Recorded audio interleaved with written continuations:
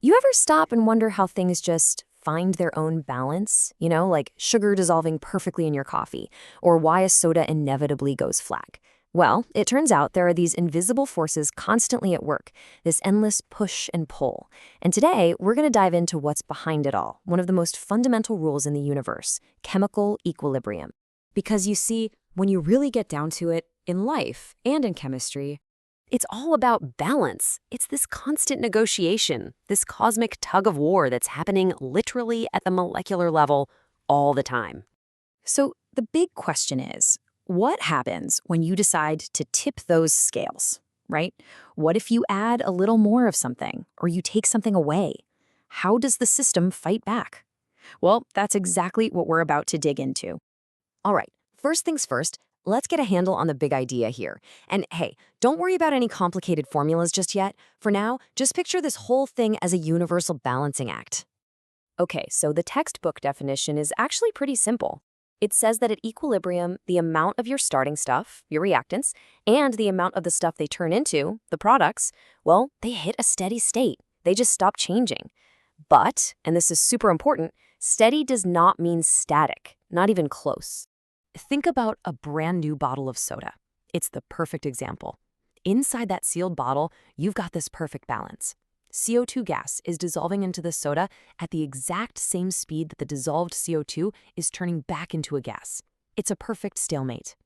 But then you pop the cap, pssh, you've just completely shattered that balance.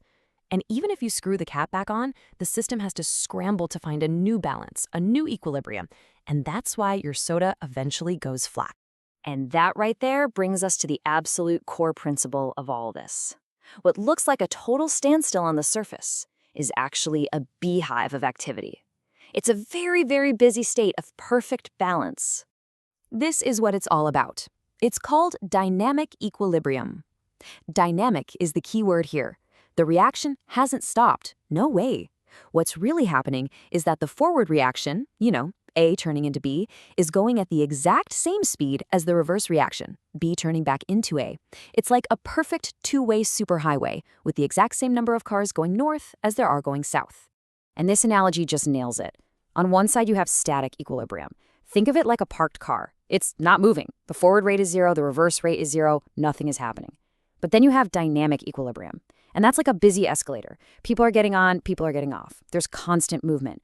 But if the same number of people get on as get off each minute, the total number of people on the escalator stays the same. See the difference? That's the whole game right there. We can actually see this happen on a graph. So when you first mix your reactants, the forward reaction rate is super high. It's going full steam ahead. Meanwhile, the reverse reaction rate is at 0, because there are no products yet to turn back. But as more and more products get made, that reverse reaction starts to pick up speed, and the forward reaction starts to slow down until, boom, they meet right in the middle. Their rates become perfectly equal. That's your equilibrium. Okay, so we've established this delicate, perfect balance. But what happens if we mess with it? What if we poke the bear? Well, this leads us to the really cool predictive power of equilibrium. I like to call it the ultimate pushback. It's all governed by this wonderfully elegant rule called Chatelier Principle, and honestly, it's so intuitive. All it says is this: if you have a system that's chilling at equilibrium and you disturb it, it's going to shift in whatever direction it needs to undo what you just did. It's like chemistry's own version of, if you push me, I'm going to push back. And it turns out there are 3 main ways we can poke this system. First, we can mess with the concentration, add more of something or take some away. Second, we can change the temperature, either heat it up or cool it down. And third, specifically for gases, we can change the pressure or the volume. So check this out. This table breaks down exactly how the system fights back. Say you add more of a reactant. What happens? The system says, whoa, too much of this stuff, and shifts to the right to make more products just to use up what you added. Or what if you add heat? The reaction shifts in the direction that absorbs heat to cool things back down. Increase the pressure, it'll shift to whichever side has fewer gas molecules, trying to make more space. You see the pattern? Whatever you do, the system does the opposite to relieve that stress. It's incredible. Now, I know this might all sound a little abstract, but this isn't just something happening in a lab. It's literally happening inside your body right now. Let's talk about how this balancing act is the key difference between something totally harmless and something really dangerous. Let's talk about acids. Just look at the difference here. On the left, you have a strong acid, like the stuff in your stomach. It completely breaks apart in water. Notice that one-way arrow. It's an all-or-nothing deal. But then on the right, you've got a weak acid, like the vinegar in your kitchen. It only partially breaks apart. See that two-way arrow? That means it sets up a dynamic equilibrium. Most of it just stays as whole molecules. And that equilibrium, that delicate balance, is the only reason you can safely pour it on your salad. It's all about equilibrium. So this all leads us to the ultimate payoff. Because understanding equilibrium, well, it's not just about explaining how the world works. It's about learning how to control it.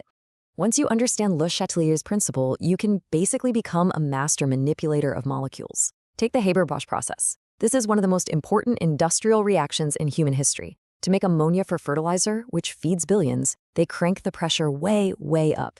Now, why would they do that?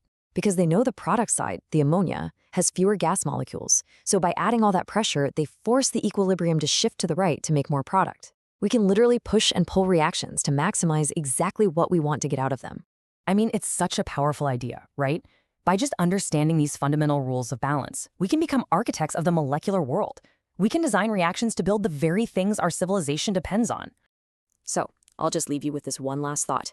If this simple push and pull governs chemistry, what other complex systems in our world, from economics to ecosystems, could we understand better if we stopped seeing them as one-way streets and started seeing them for what they are, a dynamic, elegant balancing act?